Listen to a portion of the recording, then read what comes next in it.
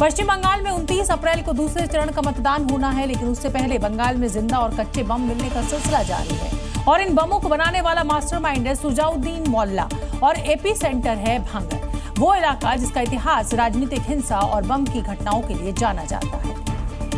और पिछले 24 घंटे के अंदर ही भांगर के अलग अलग जगहों से जिंदा और कच्चे बम बरामद किए जा चुके हैं। सुरक्षा बलों ने सैकड़ों की संख्या में मौजूद बमों के ठिकानों पर स्ट्राइक की है। इन बमों का कनेक्शन जुड़ता है सुजाउद्दीन मोल्ला से, जो ऑर्डर पर बम तैयार करता था, और उसके साथ इसमें उसके पिता और दूसरे लोग शामिल थे। पुलिस ने सूचना पर रेड मारकर आरोपी को पकड़ा, जिसमें खुलासा हुआ कि मार्च में बम बनाने के दौरान विस्फोट में एक मौत और 3 लोग घायल हुए थे, जिसमें मुख्य आरोपी सजाउद्दीन था। अब पुलिस दूसरे आरोपियों की तलाश में है और इसी तलाशी के दौरान बमों के मिलने का सिलसिला जारी है। चुनाव के दौरान देसी बमों का इस्तेमाल धमकाने और हिंसा के लिए होता है। भांगर में आम के बाग में छिपाए 5 कच्चे बम बरामद किए गए हैं। इधर भांगर के ही काशीपुर इलाके से 9 बम बरामद किए गए हैं, जो एक थैले में रखे हुए थे। बम मिलने के बाद भारी पुलिस बल और फोर्स तैनात की गई है और इस बमबाज के खिलाफ धुरंधर वाली कार्रवाई नॉनस्टॉप जारी है। एक तरफ कोलकाता के भांगर से बमों का जखीरा बरामद हुआ है, तो दूसरी तरफ चुनाव आयोग ने एक्शन के लिए 24 घंटे वाला अल्टीमेटम दे दिया है। प्रचार के आखिरी दिन प्रधानमंत्री नरेंद्र मोदी ने टीएमसी के बम वाले ये आरोप प्रधानमंत्री मोदी ने लगाया है कि जो भी लोग इस तरीके के काम करेंगे उनका सही उपचार किया जाएगा। नॉर्थ 24 परगना के बराकपुर में आखिरी चुनावी रैली के दौरान पीएम ने कहा कि बीजेपी सरकार बनते ही टीएमसी के बम वाले सिंडिकेट को खत्म कर देंगे। एक तरफ आपको रोजगार देने वाली मिलें बंद हो रही है और दूसरी तरफ गुंडों को रोजगार देने वाली कच्चे बम की फैक्ट्रियां फल फूल रही है। लगातार मिल रहे बमों के बाद चुनाव आयोग ने एडीजी स्टेट पुलिस नोडल अफसर को खत लिखा। 24 घंटे में बिना देर किए कार्रवाई के निर्देश दिए। बम या विस्फोटक पदार्थ मिला तो संबंधित अधिकारी पर एक्शन लिया जाएगा। इधर चुनाव आयोग का अल्टीमेटम आया तो उधर कोलकाता के भांगर में सीआरपीएफ और बंगाल पुलिस की सर्चिंग की जा रही है। के हाथ में इंसास राइफल, AK-47 से लैस ये जवान ये चेक करते नजर आ रहे हैं। एक एक बैग थैले को चेक करते नजर आ रहे हैं। यानी बीजेपी जो बंगाल में सरकार बनाने का दावा कर रही है, अगर वो सही हुआ तो हर सुजाउद्दीन बमबाज का हिसाब होगा। बात पश्चिम बंगाल विधानसभा चुनाव में जिस तरीके की वहां पर हालात है उसकी करना जरूरी है। बंगाल चुनाव में शायद ही ऐसा कोई दिन बीता हो जब हिंसा की खबर सामने नहीं आई हो, और बंगाल का ये इतिहास रहा है। कहीं टीएमसी और बीजेपी कार्यकर्ताओं के बीच हिंसक झड़प हुई तो कहीं बीजेपी और लेफ्ट के कार्यकर्ता भिड़ गए। आज तो टीएमसी की सांसद के ऊपर हमला हो गया और उसका आरोप सीधे सीधे बीजेपी कार्यकर्ताओं पर लगा। अब इस तस्वीर को ही देखिए। जगदल में बीजेपी टीएमसी के समर्थक आपस में भिड़ गए। आरोप है कि यहाँ बीजेपी प्रत्याशी पर हमला किया गया। इस हमले में सीआईएसएफ का एक जवान घायल हुआ है। आरोप है कि इस हिंसक झड़प में बैरकपुर के पूर्व सांसद अर्जुन सिंह पर भी हमला किया गया। हिंसा की शुरुआत प्रधानमंत्री मोदी के दौरे के लिए लगाए गए पोस्टर और झंडों को फाड़ने को लेकर हुई। देखते ही देखते दोनों पक्षों के सैकड़ों कार्यकर्ता थाने के सामने जमा हो गए और पत्थरबाजी शुरू कर दी। मारपीट के बाद जगदल में भारी तनाव है। नॉर्थ 24 परगना के ही बिराती इलाके में बीजेपी और सीपीएम के कार्यकर्ताओं में भिड़ंत हो गई। पुलिस के सामने ही जमकर पत्थर और लाठी डंडे चलने लगे। दोनों पक्षों के बीच जमकर मारपीट हुई। जवानों ने दोनों गुटों को अलग अलग करने की कोशिश भी की, लेकिन कोई भी शांत होने का नाम नहीं ले रहा था। हालांकि बवाल बढ़ता देख मौके पर पुलिस ने स्थिति को संभाला। पश्चिम बंगाल विधानसभा चुनाव शांतिपूर्ण और निष्पक्ष तरीके से हो, इसके लिए पूरे राज्य को छावनी में तब्दील कर दिया गया है। जगदल में जिन लोगों ने बवाल काटा उनकी तलाश चल रही है और उनके ठिकानों पर छापेमारी भी हो रही है। देखिए कैसे एक एक बवालियों के घर की तलाशी ली जा रही है। घटना के तुरंत बाद उनकी पहचान कर ली गई है और स्थानीय पुलिस के साथ पैरामिलिट्री फोर्स के जवान घर घर जाकर सर्च ऑपरेशन चला रहे हैं। देखिए कैसे एक एक आरोपियों के घर के दरवाजे को जवान खटखटा रहे हैं। तो कब गया हो? अब इस महिला से इसके पति के बारे में जानकारी मांगी गई तो उसने बताया कि वो घर पर नहीं है, लेकिन सुरक्षा कर्मी ने जब बिस्तर के नीचे टॉर्च जलाया तो आरोपी वहाँ छुपा मिला। देखिए कैसे आरोपी बिस्तर के नीचे से निकल रहा है।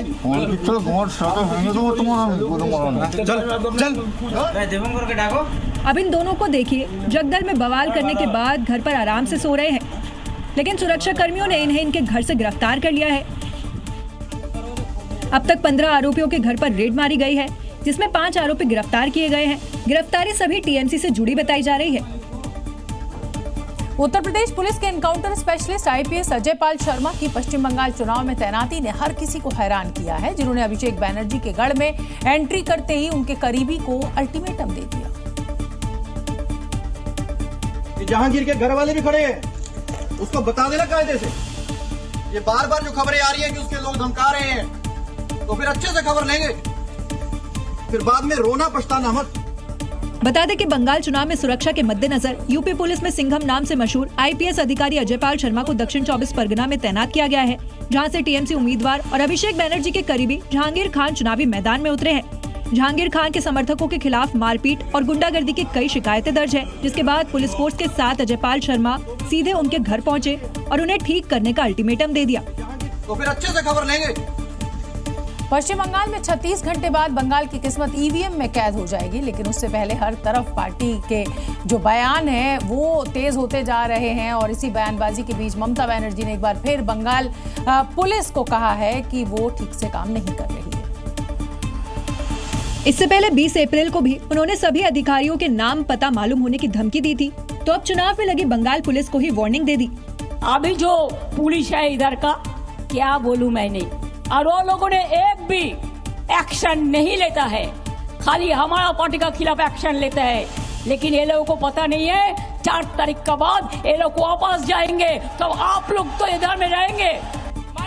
दीदी और टीएमसी नेताओं की तरफ से दी जा रही धमकियों पर रैली के दौरान पीएम मोदी ने जमकर हमला बोला।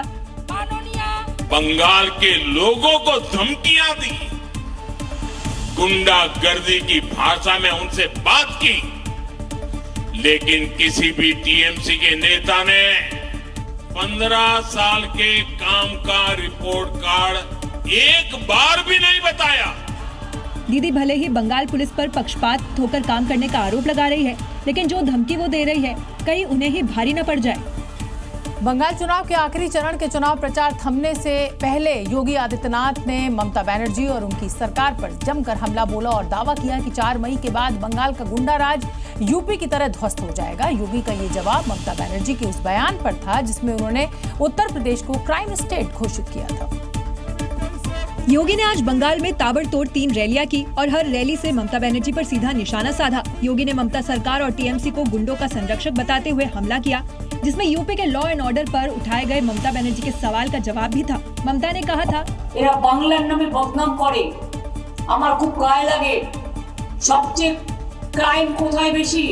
उत्तर प्रदेश बीजेपी राज्य। तो आज योगी ने न सिर्फ उन्हें आईना दिखाया है बल्कि टीएमसी के गुंडों को चिताया भी है। उत्तर प्रदेश में डबल इंजन की सरकार आई, गुंडागर्दी समाप्त, कर्फ्यू समाप्त, दंगे समाप्त, बेटी और व्यापारी सुरक्षित हुई है। 4 मई को जब परिणाम आएगा, टीएमसी के गुंडे कहीं न कहीं आपकी सड़कों पर पंचर बनाते हुए दिखाई देंगे। अब देखते हैं योगी की ललकार और सनातनी हुंकार बीजेपी के लिए कितना कारगर साबित होती है। पश्चिम बंगाल विधानसभा चुनाव प्रचार का शोर थम गया है। आखिरी दिन पीएम मोदी ने बैरकपुर में सभा को संबोधित किया और कहा कि उन्हें बीजेपी की जीत का भरोसा है। 4 मई को नतीजे बीजेपी के पक्ष में ही आएंगे। और इसी के साथ उन्होंने ये भी कह दिया कि 4 मई के नतीजों के बाद बीजेपी के शपथ ग्रहण समारोह में वो जरूर आएंगे। मैं इस विश्वास के साथ वापस जा रहा हूं कि 4 मई के नतीजों के बाद बीजेपी के शपथ ग्रहण समारोह में मुझे आना ही है। चुनाव प्रचार में पीएम मोदी का ये अपना अलग अंदाज है। 8 नवंबर 2025 को बेतिया में भी उन्होंने यही कहा था कि आखिरी सभा है, अब शपथ ग्रहण में आऊंगा। वैसे पश्चिम बंगाल विधानसभा चुनाव में पीएम मोदी ने ताबड़तोड़ रैली और रोड शो के माध्यम से बीजेपी के लिए प्रचार किया। 5 अप्रैल 2026 को कूच बिहार से प्रचार अभियान की शुरुआत की। पहले चरण में 13 और दूसरे चरण में 4 रैलियां की। इसके अलावा कोलकाता, सिलीगुड़ी, हावड़ा और बैरकपुर में मेगा रोड शो किया। इस दौरान पीएम मोदी ने टीएमसी पर भ्रष्टाचार, हिंसा, घुसपैठ, कानून व्यवस्था, महिलाओं की सुरक्षा, विकास और परिवर्तन के मुद्दे पर लोगों से वोट की अपील की।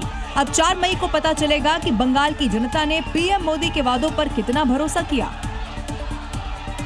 पश्चिम बंगाल में आज चुनावों का शोर तो थम गया। आखिरी दिन प्रधानमंत्री मोदी और ममता बनर्जी ने धुआंधार रैलियां की और शक्ति प्रदर्शन भी किया और इस दौरान कई मुद्दों को लेकर सियासी दिग्गजों ने भी दांव खेला। लेकिन आखिरी दिन लोगों के बीच जो मुद्दे हावी रहे वो मंदिर और सोनार बंगला को लेकर रहा।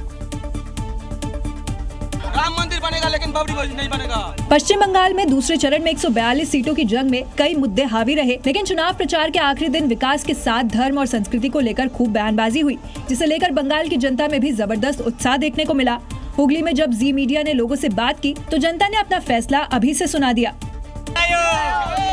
दीदी गायो, जय श्री राम।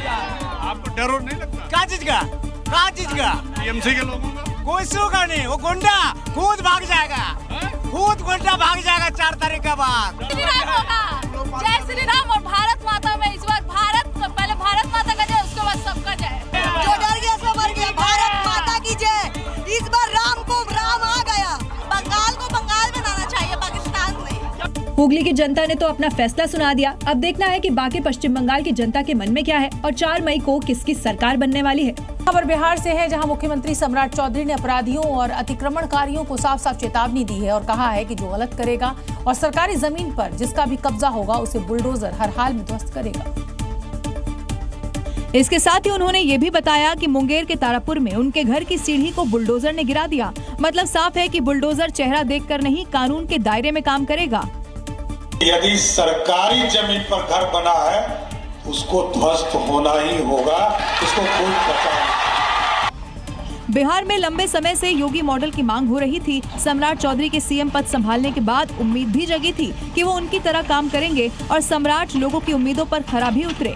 देखिए, पटना ही नहीं पूरे राज्य में सरकारी जमीन से कब्जा हटाया जा रहा है। बुलडोजर अवैध निर्माण को ध्वस्त कर रहा है। राजधानी पटना में बड़े पैमाने पर लोगों के घरों पर लाल निशान लगा दिया गया और कई मकानों पर तो पूरी बिल्डिंग गिराने का नोटिस तक चिपका दिया।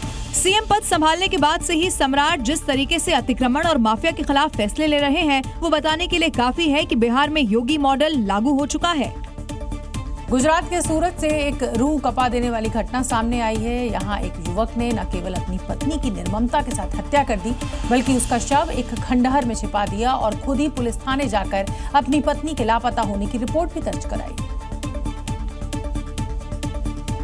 इस पूरी साजिश का पर्दाफाश एक ऐसी चिट्ठी से हुआ जिसे आरोपी पति विशाल साल्वी ने खुद अपने बेटे के लिए छोड़ा था, जिसमें हत्या और शव छिपाने का पूरा जिक्र था। जिसके मुताबिक विशाल साल्वी अपनी पत्नी शिल्पा साल्वी को पुराने मकान में ले गया, जहां विशाल ने गला घोंटकर शिल्पा की हत्या कर दी। फिर शव को लकड़ी के संदूक में भर दिया और ऊपर से सीमेंट डाल दिया ताकि दुर्गंध बाहर न आ सके। इसी के बाद खुद ही पुलिस थाने जाकर अपनी पत्नी के लापता होने का मामला दर्ज करा दिया। लेकिन एक हफ्ते के बाद जब विशाल की चिट्ठी सामने आई तो पुलिस मौका वारदात पर पहुंच गई और लकड़ी की पेटी से शिल्पा का शव बरामद किया गया। उसका हस्बैंड ये चिट्ठी घर पे रख के ही भाग गया था और उसका जो पुराना वाला घर है एक, वो बांध दरवाजे सलाबतपुरा थाने में ही पड़ता है।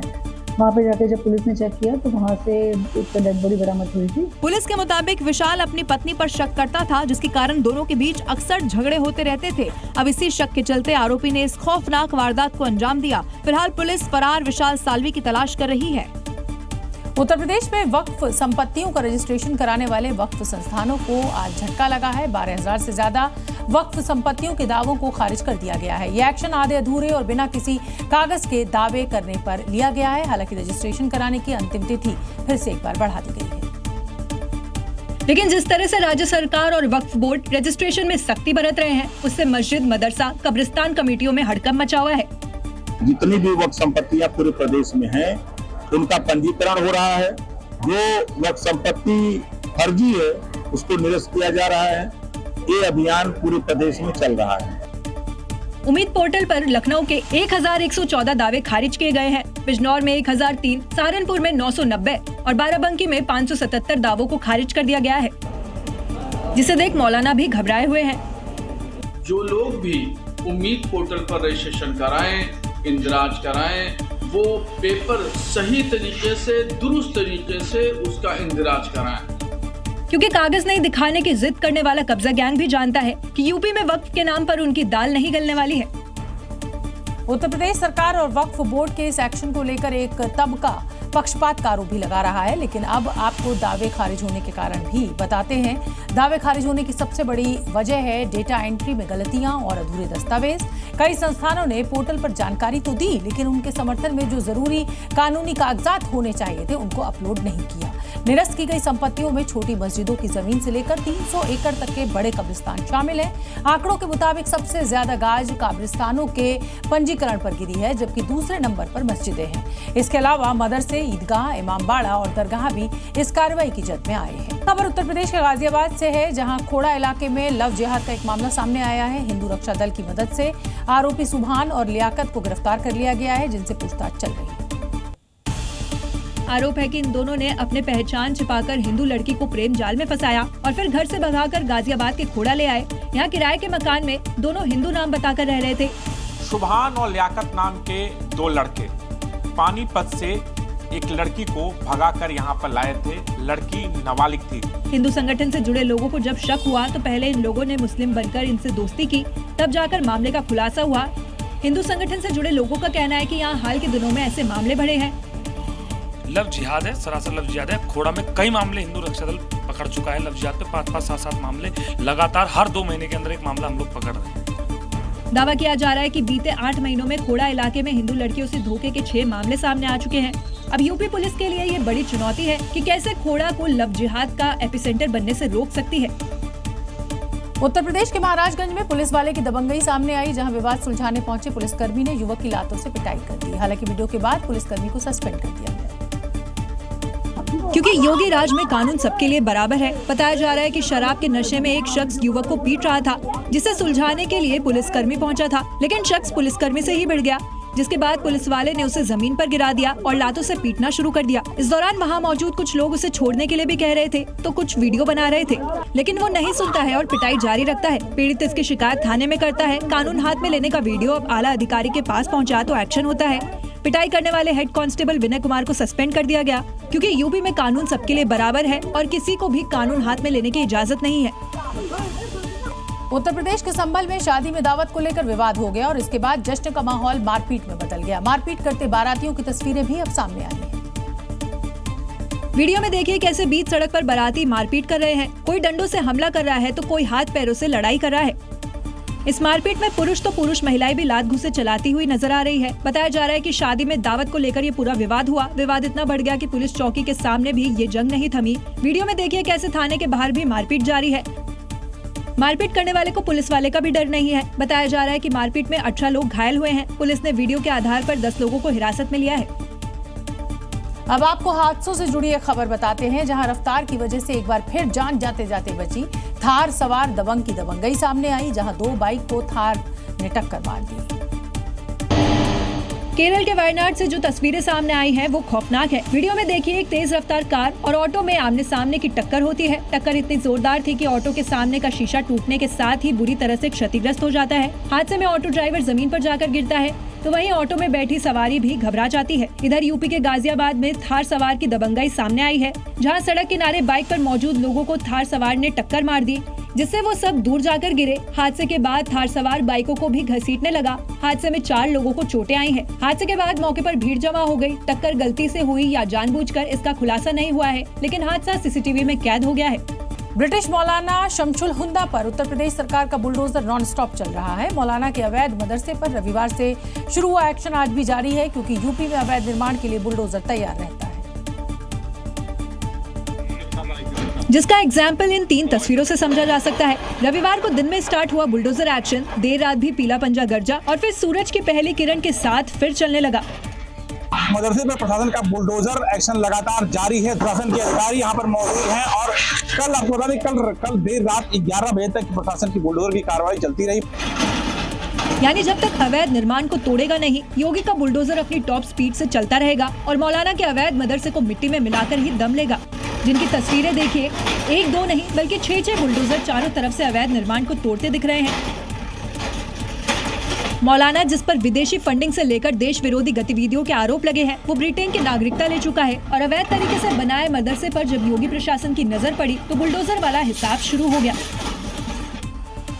पंजाब सरकार ने नशे के विरुद्ध अभियान तेज कर दिया है। होशियारपुर में पंजाब पुलिस ने बड़ी कार्रवाई करते हुए बुलडोजर की मदद से एक अवैध इमारत को गिरा दिया जो नशे की कमाई से बनाई गई थी।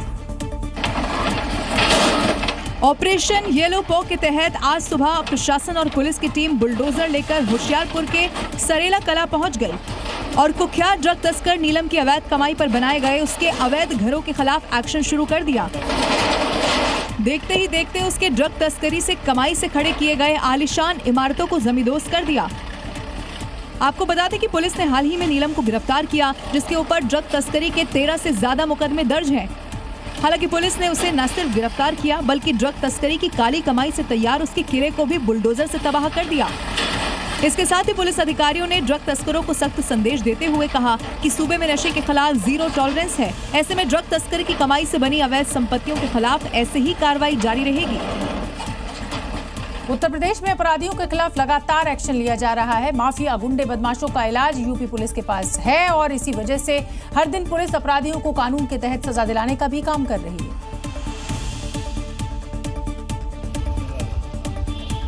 और ऐसे अपराधियों का इलाज सिर्फ योगी की गोली है। जो अपराधियों पर चलती है तो वो चलने लायक नहीं बचते और अपने गुनाहों की माफी मांगते नजर आते हैं।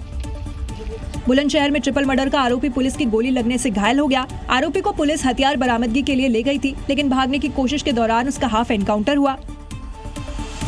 प्रतापगढ़ में गोवध का आरोपी सुलेमान लंगड़ा कर चल रहा है क्योंकि योगी फोर्स की गोली ने उसका इलाज किया है। सुलेमान के पास से तमंचा, कारतूस और बिना नंबर की बाइक जब्त की गई है। मुजफ्फरनगर में लूट की योजना बना रहे 8 बदमाशों से मुठभेड़ हुई जिसमें से 2 बदमाश घायल हुए हैं तो 6 बदमाश कॉम्बिंग ऑपरेशन में गिरफ्तार किए गए हैं। बदमाशों पर 2 दर्जन से ज्यादा केस थे। सहारनपुर में गोकशी के आरोपी को योगी फोर्स ने अस्पताल पहुंचा दिया। आरोपी ने बचने के लिए पुलिस पर फायरिंग की लेकिन पुलिस ने उसका हिसाब कर दिया। उत्तर प्रदेश के इटावा उत्तर प्रदेश पुलिस ने साइबर ठगी के खिलाफ एक बड़ी कार्रवाई की है और साइबर फ्रॉड करने वाले 4 भाइयों को धर दबोचा है जो जामताड़ा स्टाइल में लोगों को अपने जाल में फंसाते थे। लॉटरी के नाम पर लाखों की ठगी किया करते थे।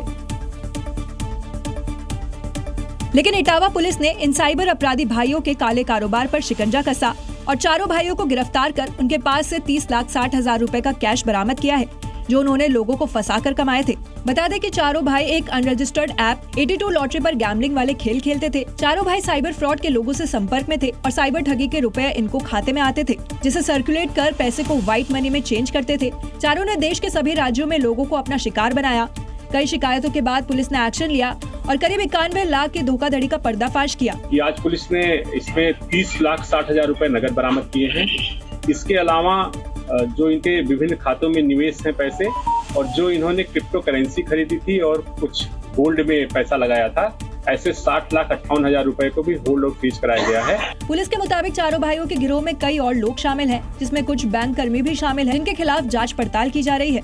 अभी अप्रैल का महीना खत्म भी नहीं हुआ है लेकिन उससे पहले ही भारत तपती भट्टी बन चुका है और हर साल ये वो समय है जब देश में तापमान खासतौर पर उत्तर भारत में बहुत ज्यादा होता है। देश का 1 या 2 या 10 शहर नहीं बल्कि 100 से भी ज्यादा शहर है जो इस तपती गर्मी में झुलस रहे हैं। आलम यहाँ तक पहुंच चुका है कि दुनिया के 100 सबसे ज्यादा गर्म जगहों में 95 अकेले भारत में। सोचिए मई जून में फिर अब क्या होगा जब जेठ की दोपहरी आएगी और सूरज आग उगलेगा। तब गर्मी से लाल होते भारत का मौजूदा नक्शा सुर्ख लाल नजर आ रहा होगा।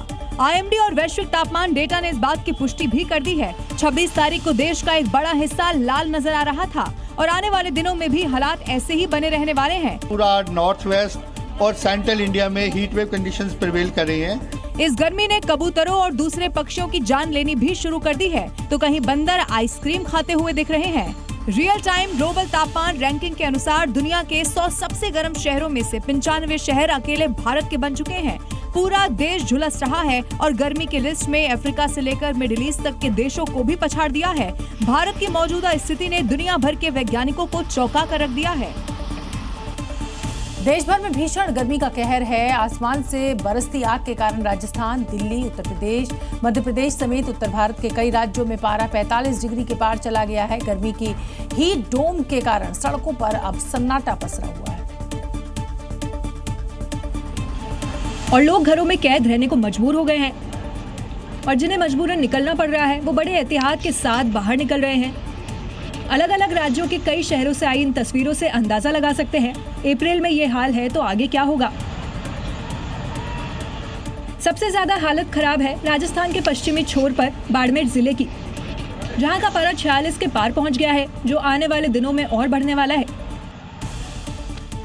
दिल्ली में भी भीषण गर्मी का कहर जारी है। आज दिल्ली का पारा भी 43 डिग्री के पार चला गया, जिसके आने वाले दिनों में 50 डिग्री के पार पहुंचने की संभावना है। मौसम विशेषज्ञों के मुताबिक इस बार गर्मी की सबसे बड़ी वजह हीट डोम है, जिसके कारण दिन में तो गर्मी का पारा बढ़ ही रहा है, रात में भी लोगों की नींद उड़ गई है। अब आप सोच रहे होंगे कि आखिर ये हीट डोम होता क्या है, तो हम चाहते हैं कि हम आपको समझाएं हीट डोम क्या होता है। हीट डोम एक ऐसी मौसम प्रणाली है जिसमें वायुमंडल में बना उच्च दबाव क्षेत्र जो किसी भी इलाके के ऊपर ढक्कन या गुंबद की तरह जम जाता है, जो गर्म हवा को ऊपर उठने नहीं देता और उसे जमीन के पास ही एक तरीके से कैद कर देता है। ऐसे में जब गर्म हवा बाहर नहीं निकल पाती तो जमीन और आसमान का इलाका लगातार गर्म होता जाता है और इससे दिन का तापमान तेजी से बढ़ता है, जो 50 डिग्री तक पहुंच सकता है और कई दिनों तक लू चलती रहती है। ऐसे हालात में दिन में तो गर्मी रहती ही है, रात में भी गर्मी से राहत नहीं मिल पाती है। गर्मी बढ़ने के साथ ही आग लगने की घटनाएं भी बढ़ जाती हैं। रोजाना घरों के साथ ही वाहनों में भी आग लगने की घटनाओं की जो खबरें हैं वो हमें मिलती रहती हैं। खासकर इलेक्ट्रिक वाहनों में आग के मामले सामने आ रहे हैं, क्योंकि एक तरफ भीषण गर्मी पड़ रही है और दूसरी तरफ लगातार वाहन चलने से इंजन आग पकड़ लेता है और यूपी से लेकर छत्तीसगढ़ से आग के मामले सामने आ रहे हैं। उत्तर प्रदेश के नोएडा के सेक्टर 121 में चलती कार अचानक से ही आग का गोला बन गई। आग लगने के साथ ही गाड़ी के ड्राइवर और लोगों ने कूदकर अपनी जान बचाई। तस्वीरों में देखिए कैसे आग की लपटें पूरी कार को अपनी चपेट में लेते हुए दिखाई दे रही हैं। देखते ही देखते ये पूरी कार जल गई। मुरादाबाद में भी चंद सेकंड में ही एक कार जल गई। आग लगने के कारणों का खुलासा नहीं हो सका, लेकिन तस्वीरें डरा रही हैं। मौके पर मौजूद लोगों ने जलती कार का वीडियो बना लिया। सूचना पर फायर ब्रिगेड की गाड़ियों ने आग पर काबू पाया। इधर छत्तीसगढ़ के सूरजपुर में इलेक्ट्रिक स्कूटी में आग लग गई। भीषण गर्मी की वजह से आग लगने की आशंका जाहिर की जा रही है। दुकान के बाहर खड़ी स्कूटी धू कर जलती रही, लेकिन आग बुझाने की कोशिश किसी ने नहीं की, क्योंकि लोगों को डर था कि कहीं स्कूटी की बैटरी फट ना जाए। खान-पान के दौरान कई कॉम्बिनेशन से परहेज बेहद जरूरी माना जाता है, क्योंकि उनका आपसी रिएक्शन आपको बीमार भी कर सकता है। लेकिन क्या बिरयानी खाने के बाद तरबूजा खाने से किसी की मौत हो सकती है? जी हां, मुंबई से एक ऐसा ही चौंकाने वाला मामला हमारे सामने आया है और दावा किया जा रहा है कि बिरयानी के बाद तरबूज खाने से ही इनकी मौत हुई। मामला मुंबई के पायधुनी इलाके में रहने वाले अब्दुल्ला डोगडिया परिवार का है, जहां शनिवार की रात को परिवार ने पहले बिरयानी खाई। इसके बाद सबने डिजर्ट के तौर पर तरबूज खाना शुरू कर दिया, लेकिन चंद सेकंड के बाद ही उनकी तबीयत खराब हो गई। आनन फानन में अस्पताल पहुंचाया गया, लेकिन वहां अब्दुल्ला डोगडिया, उनकी पत्नी नसरीन और दोनों बेटियां आयशा जैनब की मौत हो गई। पोस्टमार्टम किया गया है और जो फूड के सैंपल्स है और जो बॉडी में सैंपल्स थे वो भी सैंपल्स पोस्टमार्टम में लिए गए हैं और इसकी आगे की जांच जो है जारी। डाइट एक्सपर्ट के मुताबिक ये केस रेयर है, लेकिन असंभव नहीं है। यदि ये बैक्टीरिया से संक्रमित हो सकता है, जो कि फूड पॉइजनिंग का कारण बन सकता है। इसे भारी भोजन के बाद लिया जाए तो ये पेट में फर्मेंट होकर गैस और टॉक्सिन्स बनाता है। एरिथ्रोसिन नाइट्रेट या ऑक्सीटोसिन जैसे जहरीले रसायनों का इस्तेमाल भी इसे जहरीला बना सकता है। अब इंतजार उनकी रिपोर्ट का है।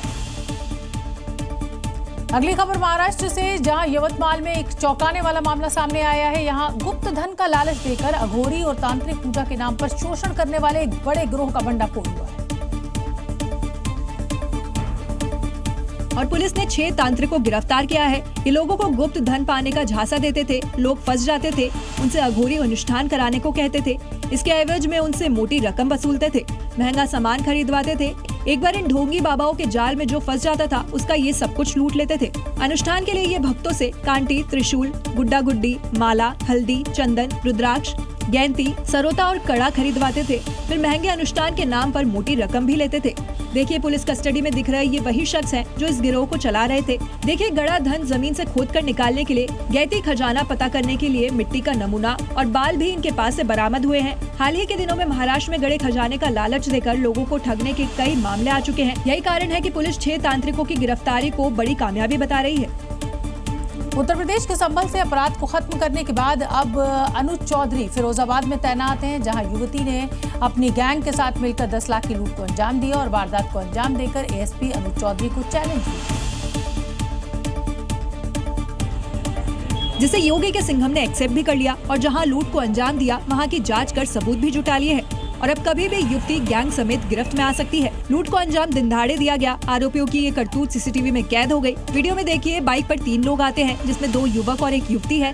तीनों मिलकर एक व्यापारी से तमंचे के दम पर 10 लाख रुपए से भरा बैग छीन लेते हैं। तीनों अपना चेहरा कपड़े से ढके हुए थे और बिना नंबर की बाइक से आए थे। हालांकि उनकी हर एक्टिविटी सीसीटीवी में कैद हो गई है और अब उसी सीसीटीवी के आधार पर पुलिस आरोपियों की तलाश कर रही है, जिसकी कमान एएसपी अनुज चौधरी ने खुद अपने हाथों में ले ली है और मौके पर जाकर जांच भी की है। उत्तर प्रदेश के बागपत में एक हत्या की सनसनीखेज घटना सामने आई है, जहां मामूली सी बात पर 2 पड़ोसी आपस में भिड़ गए। शुरुआती कहासुनी के बाद विवाद इतना बढ़ गया कि एक पड़ोसी ने दूसरे पड़ोसी के घर पर हमला बोल दिया।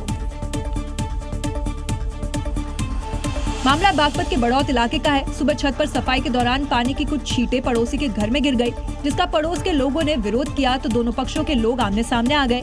दोनों पक्षों के बीच विवाद इतना बढ़ गया कि एक पक्ष ने दूसरे के घर पर हमला कर दिया। इस दौरान पथराव और चाकूबाजी हो गई, जिसमें एक युवक की मौत हो गई जबकि 4 लोग घायल हो गए, जिन्हें फौरन अस्पताल में भर्ती कराया गया है। मैं हूँ, मुझे आप देख ही रहे, लड़का मेरा मर गया, छोटा लड़का है, उसके भी चोट आई है, लड़की है, उसकी आंख फुटी भी है। वहीं मौके पर पहुंची पुलिस ने फौरन एक्शन लिया और आरोपियों को गिरफ्तार कर लिया है। 3 टीमों का गठन कर लिया गया है और शीघ्र अभियुक्तों की गिरफ्तारी कर ली गई है। अभियोग पंजीकृत कर पंचायतनामा व पोस्टमार्टम कार्रवाई की जा रही है। आरोपियों की भले ही गिरफ्तारी हो गई हो, लेकिन पानी के छींटे गिरने जैसी मामूली बात पर लोगों की हत्या से इलाके में दहशत फैली हुई है। जमीन विवाद में अक्सर 2 पक्षों के बीच जानलेवा संघर्ष के बारे में आपने सुना ही होगा, लेकिन बिहार के कटिहार में बैंगन के 2 पौधों को लेकर 2 पक्षों में भिड़ंत हो गई और इसमें एक महिला की इतनी पिटाई कर दी गई कि उसकी मौत तक हो गई। इस महिला की गलती बस इतनी थी कि इसने पौधे उखाड़ने पर पड़ोसी रिश्तेदारों को टोका था, क्योंकि पड़ोसी पौधे लगी हुई जमीन के उस हिस्से को अपना बता रहे थे और उस हिस्से में लगे बैंगन के दोनों पौधे को उखाड़ दिया था। जिस वक्त ये घटना घटी, महिला का पति शैलेश मौजूद नहीं था। जैसे ही उसे पत्नी के साथ मारपीट होने की जानकारी मिली, वो तुरंत लौट आया, जिसके बाद महिला को अस्पताल ले जाया गया, लेकिन मारपीट में अधमरी हालत में पहुंच चुकी महिला के इलाज के दौरान मौत हो गई। जहाँ बॉडी रखे वहाँ चले, रात में ही लाए हैं क्या? महिला की मौत के बाद से अब परिवार में मातम पसर गया है, क्योंकि इस दंपति के 3 छोटे बच्चे हैं। पुलिस ने मामले में कार्रवाई करते हुए एक शख्स को गिरफ्तार किया है, जबकि कई लोग फरार हैं। मारपीट करने वाले पड़ोसी पीड़ित परिवार के रिश्तेदार भी है। गर्मियां बढ़ने के साथ ही उत्तर प्रदेश में मधुमक्खियों के हमले की घटनाएं भी बढ़ रही हैं और अब फर्रुखाबाद में एक बुजुर्ग की मधुमक्खियों के काटने के चलते मौत हो गई। बुजुर्ग को बचाने आए परिजनों पर भी इन मधुमक्खियों ने डंक मार दी। दरअसल बुजुर्ग महिला सुबह अपने घर से दूध लेने के लिए निकली थी। रास्ते में एक पेड़ पर मधुमक्खियों का छत्ता था। अचानक महिला पर मधुमक्खियों ने हमला कर दिया। हमले से बुजुर्ग महिला चिल्लाने लगी। आवाज सुनकर बुजुर्ग को बचाने उसकी बहू और पोते पोती आए। उन पर भी मधुमक्खियों ने अटैक कर दिया। काफी देर बाद वहां धुआं कर मधुमक्खियों को भगाया जा सका। परिजन बुजुर्ग को अस्पताल लेकर गए, जहां डॉक्टरों ने उन्हें मृत घोषित कर दिया। इसके बाद से परिजनों में गम का माहौल है। गर्मियां बढ़ने के साथ ही मधुमक्खियों के हमले बढ़ जाते हैं। ऐसे में छतों से दूरी बनाए रखें, जंगलों बगीचों से निकलते वक्त हल्के रंग के कपड़े पहने और परफ्यूम लगाने से बचे। हमला होने पर भागने की बजाय खुद को कपड़े से ढके। इन उपायों के जरिए आप जानलेवा मधुमक्खियों के हमले से बच सकते हैं। खबर उत्तर प्रदेश के मेरठ से है, जहां अवैध पिस्टल फैक्ट्री का खुलासा हुआ है। एक मकान में डबल बेड के नीचे तहखाने में हथियार की फैक्ट्री चल रही थी। शक होने पर जब पुलिस ने यहां छापेमारी की तो उनके भी होश उड़ गए, क्योंकि कमरे में डबल बेड के अंदर से एक रास्ता बना हुआ था जो तहखाने का रास्ता था। देखिए कैसे बेड हटाने के बाद तहखाना साफ साफ दिख रहा है। इसी तहखाने से पुलिस को हथियारों का जखीरा मिल गया है। नीचे पूरा कमरा है, हवा पानी का भी पूरा इंतजाम है। ये खराद का सारा सामग्री, हवा पानी आने के लिए अलग से। देखिए कैसे इस पाइप के अंदर से पुलिसकर्मी एक एक करके अर्धनिर्मित हथियार निकाल रहा है। ये देखो यहाँ स्प्रिंग पड़ी है।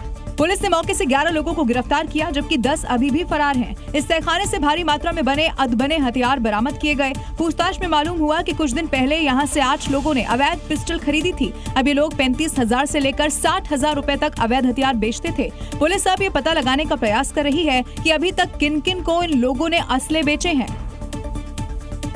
अगली खबर राजस्थान के सवाई माधोपुर से, जहां रणथंभौर टाइगर रिजर्व में उस समय पर्यटकों की सांसें अटक गईं जब उनकी सफारी गाड़ियों के बगल में 2 बाघ एक दूसरे से भिड़ गए और उनकी गुर्राहट सुनकर यहां पर जितने भी यात्री मौजूद थे या यूं कहिए कि पर्यटक मौजूद थे, वो डर गए।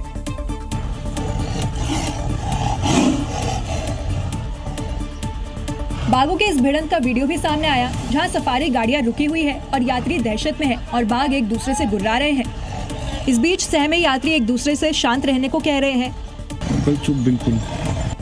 इस बीच अचानक एक बाघ भागते हुए रास्ता पार करता है तो दूसरा बाघ भी उसे घुराते हुए उसके पीछे जाता है और उसे घेर लेता है। इस दौरान बाघों की दहाड़ सुनकर सैलानियों में रोमांच और दहशत का माहौल बन गया। हालांकि बाघ एक दूसरे पर हमला तो नहीं करते हैं, लेकिन तेवर पूरी तरह हमलावर ही रहता है। थोड़ी देर बाद बाघ जंगलों के अंदर चले गए और पर्यटक टाइगर सफारी की रोमांचक यादें लिए आगे बढ़ जाते हैं। उत्तर प्रदेश के सीतापुर से एक हैरान करने वाला मामला सामने आया है, जहां कांग्रेस सांसद राकेश राठौर को हाउस अरेस्ट किए जाने की खबर के बाद हड़कंप पैदा हो गया। जबरदस्ती नहीं रोक सकते, धक्का नहीं मार सकते, मैं बता दे रहा हूँ, धक्का नहीं मार सकते। क्यों नहीं? और गुस्से में सांसद राकेश राठौर की पुलिस से तीखी नोकझोंक देखने को मिली। इस बीच उनके समर्थक भी कार्रवाई से खफा दिखे।